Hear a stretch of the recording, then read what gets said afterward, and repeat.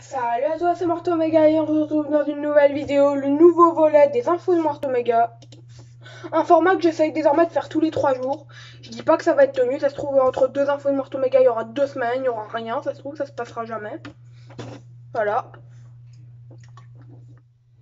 Mais j'essaye de faire tous les 3 jours. Donc là, on en est à la combienième? À la 9e. 9 volets qu'on parle d'actualité. Récemment, on a parlé du prochain film de Film of Hard, de la sortie DVD de Candyman Day of the Dead, du film Shoori sur Amazon Prime. Aujourd'hui, on a une info sur un film de marathon.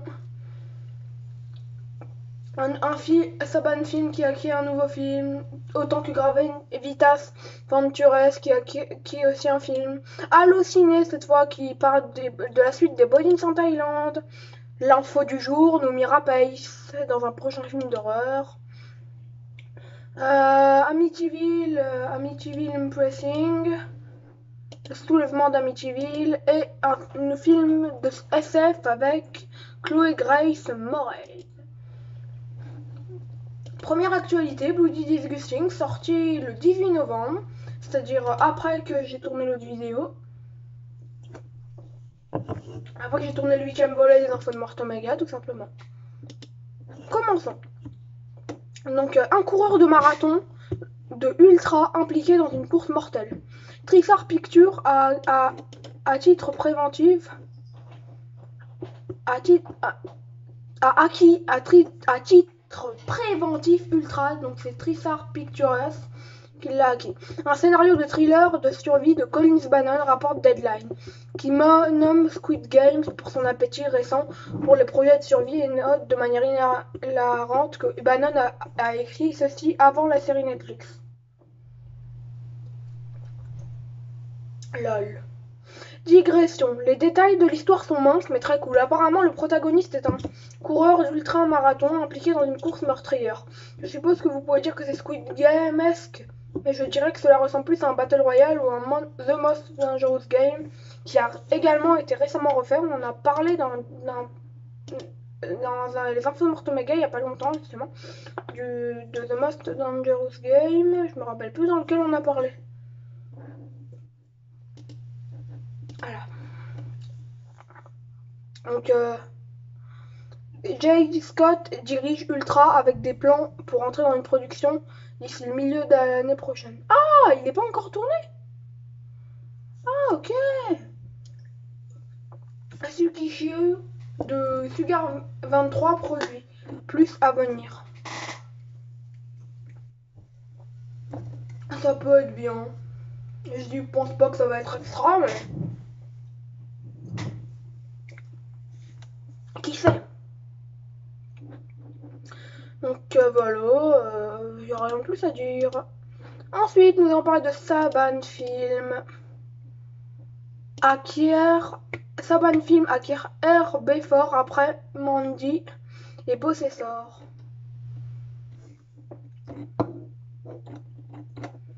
RB4, un thriller psychologique de Stacey Gregg, se déroule à Belfast. A été présenté au Première Mondial au SXSW Film Festival en mars dernier.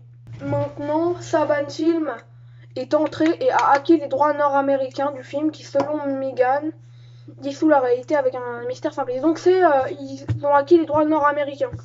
Mais sinon, nous, c'est juste pour voir de quoi parle le film qu'on parle de cette actu. Dans le clip du film précédemment publié, Andrea Riseborough apparaît comme une mère endeuillée qui, après l'emménagement de nouveaux voisins... Ah, ok. En gros, Mandy et Possessor, moi je disais, après Mandy et Possessor, il acquiert RB4, mais en fait c'est Andrea Riseborough qui jouait dans Mandy et Possessor. Apparaît comme une mère endeuillée qui, après l'emménagement de nouveaux voisins, les événements se déroulent et elle commence à remettre en question sa réalité. Dans cette séquence étrange, Riseborough semble avoir des hallucinations et ou être hantée par sa fille décédée. Je regardais la bande-annonce. Bande-annonce assez mystérieuse mais bien emmenée, j'aime bien. J'aime bien. On va se passer à la première actu, si vous le voulez bien. Avec Gravitas Ventures, acquis The Free Fall avec Frozen's Sean Ashmore. Je crois que ça veut dire qu'il a joué dans le film Frozen. Gravin Venturas a acquis les droits mondiaux cette fois du film d'horreur The Free Fall. Rapport Screen Daily. The Free Fall raconte l'histoire d'une jeune femme suicidaire, qui doit faire face à un mari autoritaire. Adam Stewell a réalisé le film mettant en vedette Shaun Ashmore, Andrea Londo et Jane Badler. La chute libre est une plongée profonde dans la confusion brutale d'une relation manipulatrice, a déclaré Stewell. Un regard horrible sur l'obsession et l'éclairage au gaz qui peuvent nous posséder lorsque nous sommes au pire de notre pire. C'est une histoire importante et j'ai vraiment hâte que le public en fasse l'expérience. Alors la sortie nord-américaine en salle et en VOD, c'est le 14 janvier 2022. Voilà, je vous propose de passer à la prochaine actualité. Avec une actu hallucinée, les Bodins en Thaïlande, une suite au projet. En projet, le duo d'acteurs répond. Moi, j'ai pas aimé les Bodins en Thaïlande, mais je me dis qu'une suite, ça pourrait marcher. Dans les Bodins en Thaïlande, en salle depuis le 17 novembre, on y retrouve Maria, vieille fermière roublarde et autoritaire de 87 ans. Cette dernière doit faire face à une nouvelle épreuve. Son grand nigo de fils, Christian, 50 ans, a perdu le goût de la vie. Suivant l'avis du psychiatre qui conseille le dépaysement, la mère Bodin se résigne donc à casser sa tirelire pour payer des vacances à son fils en Thaïlande. Nous, on va directement passer au... Alors voilà. Le long métrage s'annonce comme un des succès de fin d'année. Le démarrage de la première semaine, plus de 152 000 spectateurs. Alors voilà ce qu'il raconte Jean-Christophe Fraissinet et Vincent Dubois, les deux comédiens derrière les Bodins. On en a envie, s'exclame Vincent Dubois. On espère évidemment continuer, mais on ne lâchera jamais le théâtre. On aimerait bien alterner entre les deux, c'est d'ailleurs ce qu'on fait déjà. On a plusieurs thèmes différents en tête, comme les emmener dans un nouveau pays. Mais il faut une bonne raison pour qu'ils se rendent dans ce pays. On aimerait aussi traiter d'autres thématiques qui nous sont chères concernant le milieu rural. On hésite encore. En tout cas, on a plusieurs possibilités. C'est pas les idées qui manquent, conclut-il. Oh, bah moi, je pense qu'une suite, ça peut faire que du bien aux Bodins. À voir. Ensuite, nous avons une pluie acide toxique crée des zombies d'Amityville dans le soulèvement d'Amityville de Lionsgate. Et quand tu vois l'image, ça a l'air un peu gore.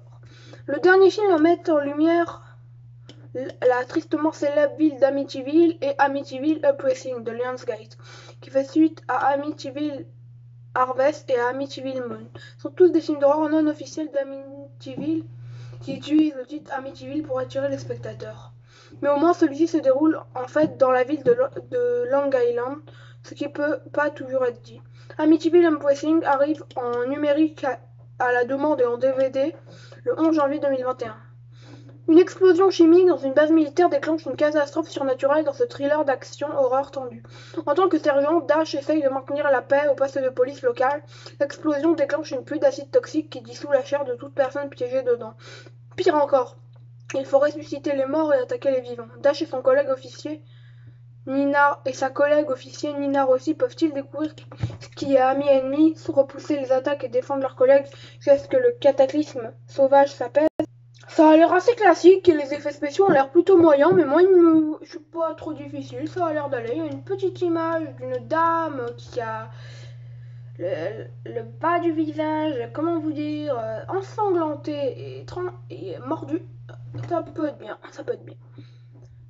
moi je vous propose désormais de parler de Mother / Android. Chloé Grace Moretz brave l'apocalypse Android dans le film de science-fiction Hulu. Après avoir écrit The Batman pour Warner Bros. DC, Mattson Tomlin a mis en place son premier long métrage de réalisateur, un thriller de science-fiction avec Chloé Grace Moretz, intitulé Mother Android. Hulu a acquis les droits américains du film de Miramax et sa première sera le 17 décembre. Voilà. Moretz joue le rôle de Georgia qui, avec son petit ami Sam, Alki Smith, entreprend un voyage perfide pour échapper à leur pays.